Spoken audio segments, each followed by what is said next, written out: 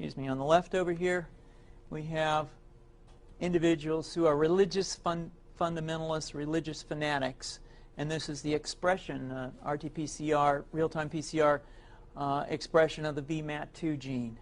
Over here, we have individuals. Let me complete. So over here, we have individuals who are not particularly fundamentalist, not particularly religious, and you can see there's a much reduced expression of this particular gene, the VMAT2 gene. Another evidence that supports our hypothesis for the development of this approach. What you see here is by spreading this virus, we're going to eliminate individuals from donning on a bomb vest and going into a market and blowing up the market. So our hypothesis is that these are fanatical people, that they have overexpression of the VMAT2 gene, and that by vaccinating them against this, we'll eliminate this behavior. So we have some very, very remarkable data in this next slide. Here we have two brain scans. These are fMRIs. These are two different individuals with different levels of expression of VMAT2. On top is an individual who's a religious fanatic, an individual, and we've repeated this numerous times, that has high levels of VMAT2. Now, this individual down here who had low levels of the VMAT2 gene, this individual would self-describe as not particularly religious. In each case, these individuals were read a religious text. This individual lit up the right middle frontal gyrus, shown here, and that's a part of the brain that's associated with theory of mind. It's a part of the brain that has to do with intents and beliefs and desires.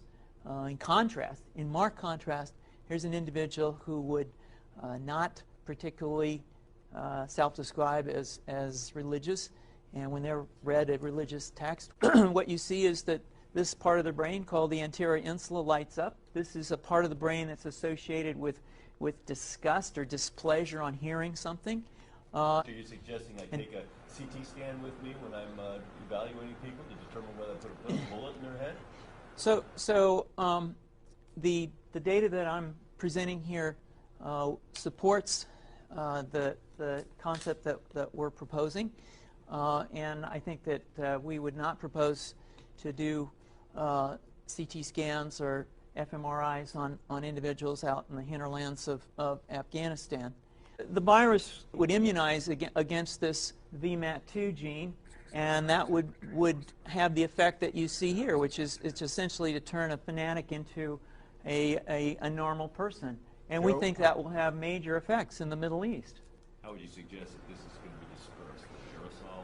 Well, so the present plan and the tests that we've done so far have used respiratory viruses, such as flu or rhinoviruses, and we believe that that's a satisfactory way to get the exposure of the largest part of the population. Most of us, of course, have been exposed to both of those viruses, and we're quite confident that this will be a very successful approach.